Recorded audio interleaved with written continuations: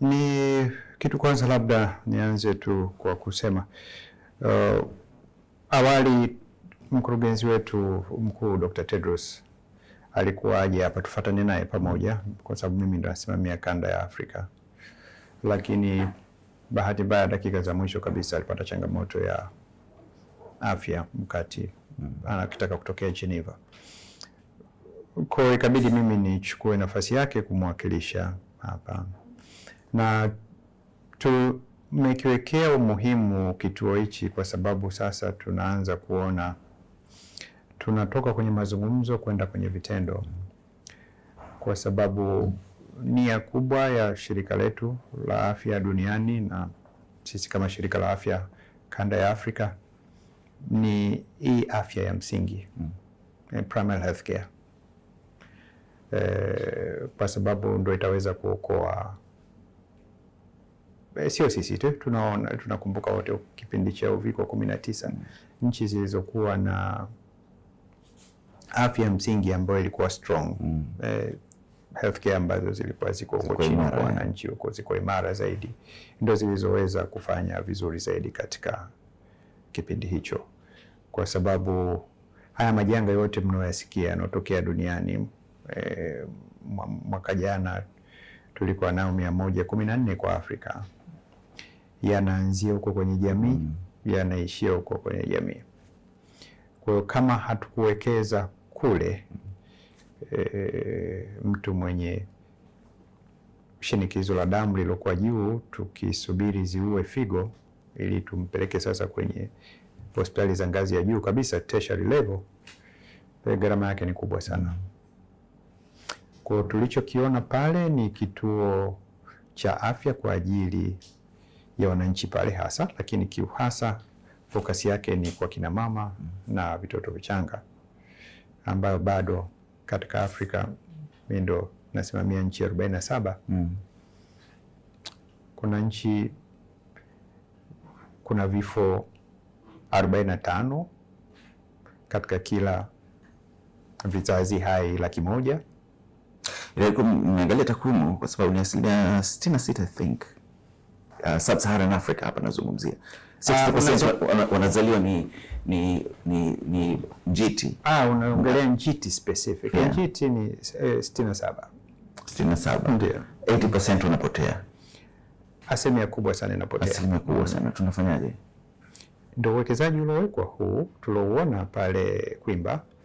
Sasa uwekezaji huu una kitu kimoja ambacho ni muhimu, kwa sababu kuna foundation, Doris Moore Foundation, imeshirikiana na serikali kuweza kujenga kile kituo na wadau kutoka Marekani, KCA.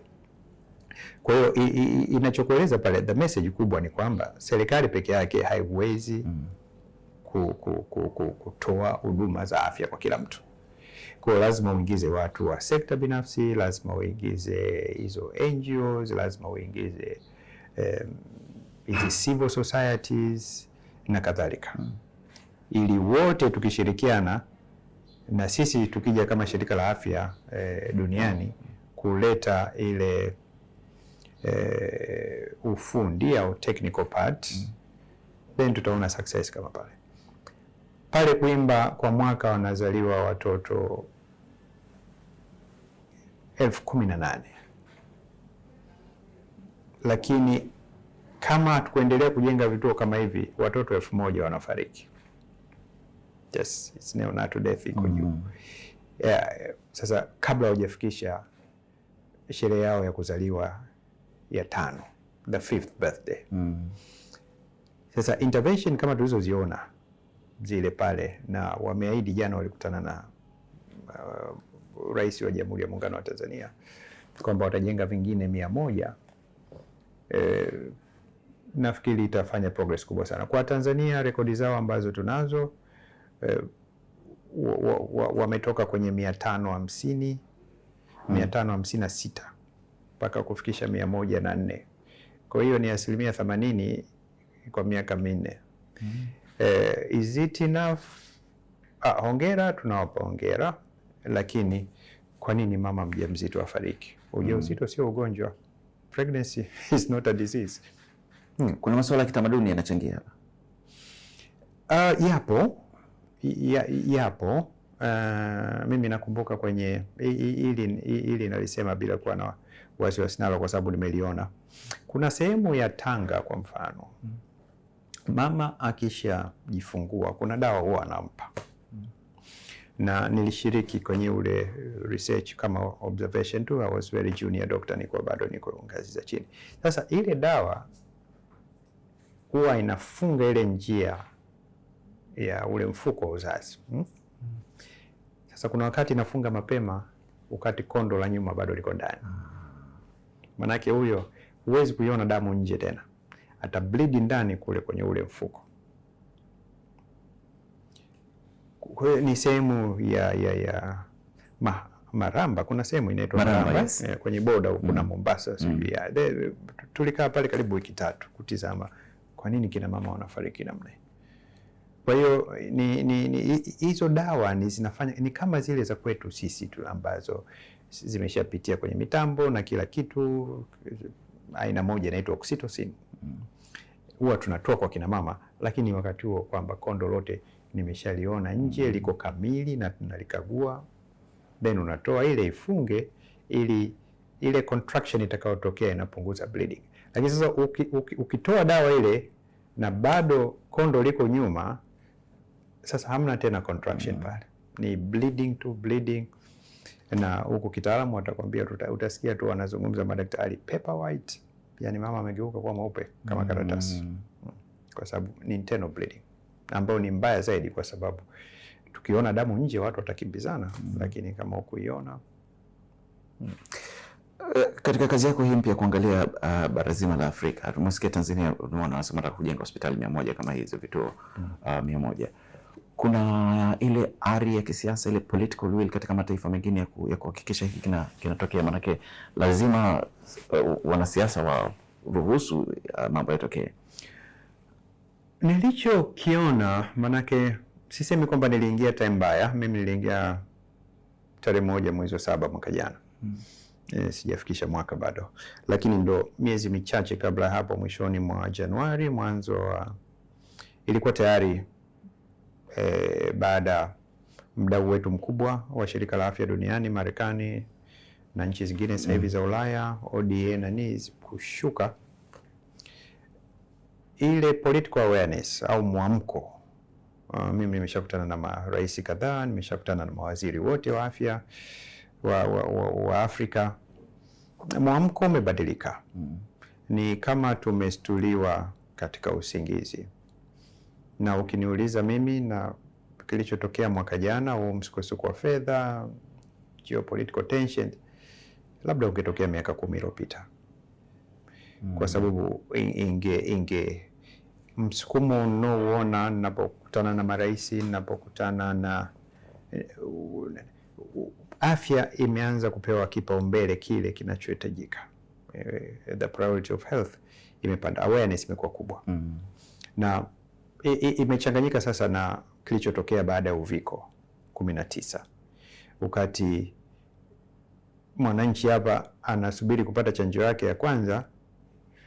Nchi za magharibi zilikuwa zinapiga booster dose ya 5, booster dose ya 4, kwa sababu Afrika naweza kusema leo tunaagiza chanjo zote nje ya bara la Afrika zote, kwa sababu it's almost 99%.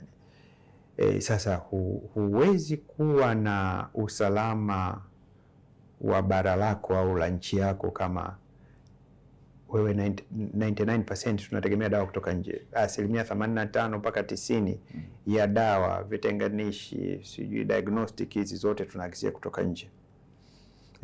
Ni kwamba huna neno la Kiingereza linalotumia ni health security.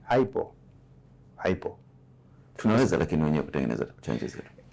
Tunaweza, ni mchakato, sio kitu ambacho unaweza ukaplan Jumatatu Jumanne ukaanza kutengeneza. Kuna kitu, nchi za Afrika leo ni ziko 6 tu zenye viwango vya kukagua, wanaita maturity level 3. Ziko 6 tu. labda ukichanganya sasa na hizi za North Africa tunakuwa nchi 9. Hizi ni za Sub-Sahara unazosema? Hizi 6 ni za Sub-Sahara. Sasa ukichanganya na hizi za magharibi au za kaskazini ni nchi 9 tu, na ni maturity level 3 kwa bara lote. Sasa huwezi kutengeneza dawa kama maturity level iko 1, iko 2, kwa sababu ni hatari. Ile maturity level kueleza kirahisi tu ndio inakwambia ubora wa dawa, quality of the medicine. Kwa hiyo na nchi kama Tanzania, Kenya, Nigeria na hizo zingine 5, Senegal, Rwanda ni ziko kwenye nafasi nzuri sana ya kuweza kuanza kutengeneza dawa ili ipate ile health security. Tunakumbuka kipindi cha uviko hapa, ndege zilikuwa ziruki, viwanja vimefungwa, then stoki kisha mnafanya nini? Kwa hiyo nafurahi ninapozunguka kuona marais, kuona mawaziri wa afya kwamba unaona ile ari kwamba sasa tunataka kutengeneza dawa, na sisi WHO tutaingia hapo kuweza kusaidia, lakini hizi sio mbio za mita 100, hizi za marathon. Huwa tunakuwa referred kwamba ni bara la kiza lenye magonjwa. Ulipoingia ofisini mwaka jana ukafungua mafaili yako ukatizama, tuko mbali kiasi gani kutoka katika hilo jina? Sidhani kama kuna mtu mmoja anaweza kusema tutatoka baada ya mwaka mmoja, tutatoka baada ya miaka 2. Narudia, hili ni mchakato. Je, tumeathirika sana? Kwa sababu ukichukulia let's say vifo vya mapema, premature death, karibu 70% inatokea kwenye nchi zetu hizi zinazoendelea sisi na some of the countries huko kwenye Southeast Asia na Ulatino huko. Ukiongelea milipuko, sisi ndio wenye milipuko mingi kuliko nani yoyote kwa sababu moja au nyingine. Kwa hiyo safari imeanza. Safari nenda kujua safari ndefu kiasi gani? Ni ndefu, sitaki ku attach. Kwa nini nalisemea hilo? Nafikiri hilo swali tunaweza tukalijibu vizuri mwaka 2030 kwa sababu tuna Millennium Goals. Sasa 2030 sio mbali, bado miaka 4 tu.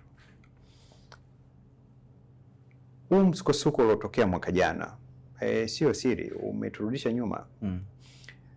Kwa mfano kuna nchi chanjo zitarudi nyuma kwa sababu sikuwa nategemea fedha kutoka nje. Ukichukulia ugonjwa wa ukimwi utarudi nyuma kwa sababu ile ilikuwa ni vertical program ya PEPFAR. Sasa sawa, kuna nchi kubwa labda Nigeria uchumi mzuri, South Africa uchumi mzuri, Kenya, Tanzania uchumi mzuri, lakini na nchi absolutely zilikuwa zinategemea msaada. Kwa hiyo imefanya safari iwe, na ndio maana sitaki kuattach nani muda, sio imetutia msukosuko mkubwa. Na mkakati nini sasa? Mkakati ni nchi kuanza kujitegemea. Mkakati ni nchi kuanza kutoa kipaumbele kwenye afya. Mkakati ni kwamba lazima tuongee na wenzetu wa magharibi. Salamu iko hivi, ukiangalia fedha zinazotumika kwenye hizi nchi zetu za Afrika zote, neno la Kiingereza correctly ni kufanish madeni, kulipa madeni. Kuna nchi mimi nachanganya bajeti yao ya afya na elimu, bado ile ulipaji wa madeni ni kubwa kuliko bajeti ya hizi wizara mbili. Kwa hiyo ni kitu tuna encourage, tunatia moyo wanachama wetu hawa 47 kwamba tafadhali naomba muongee na hawa wenzetu, tufanye kitu kinachoitwa debt for health swap. Nisamehe hili deni, nitajenga vituo 100. Kwa hiyo pale yeye anatakiwa kutizama ni kweli nchi hii imejenga vituo 100 vile ambavyo walikuwa tulipe deni. Tuje na innovative financing. Tutaweza kuwekeza wapi? Afrika haijatumia sana hizi pension funds. Kuna hela nyingi sana kwenye hii mifuko ya jamii. Tunawezaje tukazitumia kuweza kupunguza haya makali? Definitely kama dawa zote unaagiza, bara zima linaagiza kutoka nje, 85% mpaka 90%, bei za dawa haziwezi kushuka. Kwa hiyo tunaanzaje sasa? Ndio mchakato umeanza wa kujenga viwanda bandani kwenye kila nchi. Lakini na wenyewe sisi kama WHO na mimi kama mtendaji mkuu kwa bara letu naambia ni lazima tufanye planning, kwa sababu kama hamzungumzi, Tanzania haijui Kenya inatengeneza nini, Kenya haijui Uganda inatengeneza nini, Malawi haijui Tanzania inatengeneza nini, hatujui Jamhuri ya Demokrasia inatengeneza nini. Mnaweza mkaamka siku moja wote mnatengeneza paracetamol, alafu mnamuuzia nani? Kwa hiyo ni wazo zuri sana, lakini jitihada kubwa tunazofanya na huko kote nakokimbia hapa na pale ni kukumbushia hilo. Tunaweza kulifanya kwa njia kadhaa. Tunaweza tukalifanya kwa njia, tuchukue jumuiya zetu SADC, ikaeni chini, viongozi marais 16 wanakutana na kusema okay, upande wenu wa kusini, Uswatini, Botswana, South Africa, nyinyi tengenezeni hiki. Nyinyi upande wa mashariki tengenezeni hiki. Hicho unaweza kutumia kwa ECOWAS, hicho unaweza kutumia kwa CEMAC, nchi za Afrika ya Kati, wale Central African Republic, Congo, Chad kule na unaweza ukatumia kaskazini, lakini the planning has to be there. Unavyozungumza nao unawaambia vitu hivyo na yes, wanasemaje? Ndio kazi yangu kubwa. Wanasikiliza au wanataka kutekeleza? Linatekelezeka, kwa sababu nitakupa mfano. Juzi tu nilitoka mwezi wa Disemba 2025, hizi nchi ndogo hivi nchi vidogo vya baharini huko wanaita Small Islands Development States, SIDS, ambao ni Mauritius, Seychelles, Comoros, Cape Verde, Equatorial Guinea na tukaingiza na Madagascar. Tulishauriana kwamba gharama za dawa kubwa, naomba tuwasaidie kama shirika la afya, tununue pamoja. There is an English term, pooled procurement. Tukafanikisha lile, na Mauritius ndio ilikuwa secretariat. Kwa kufanikisha lile tu, dawa zimepungua kwenye hizi nchi 7 kati ya 16% mpaka 34%. Mauritius kuwa tu secretariat alipata 7%, ambayo ni milioni 35. Sasa unaongelea umeunganisha nchi 7 wanakuwa watu jumla milioni 30. SADC ina watu milioni 500, nchi 16. Do you know atakayekuwa secretary kuchukua 7% ya manunuzi ya dawa? Na Tanzania ilikuwa na hiki kitu miaka 10 iliyopita. Nimeongea juzi na Mheshimiwa Rais na Waziri wa Afya Mchengerwa.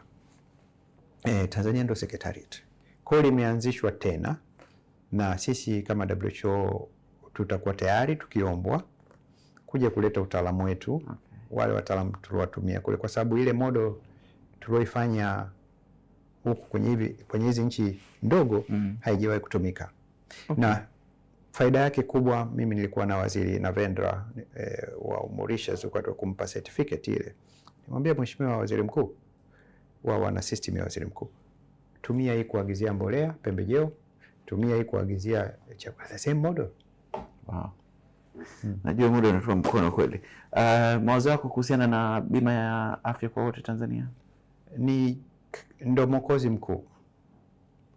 Watu bilioni 1 duniani wameingia kwenye umaskini kwa sababu ya kulipa kutoka mfukoni.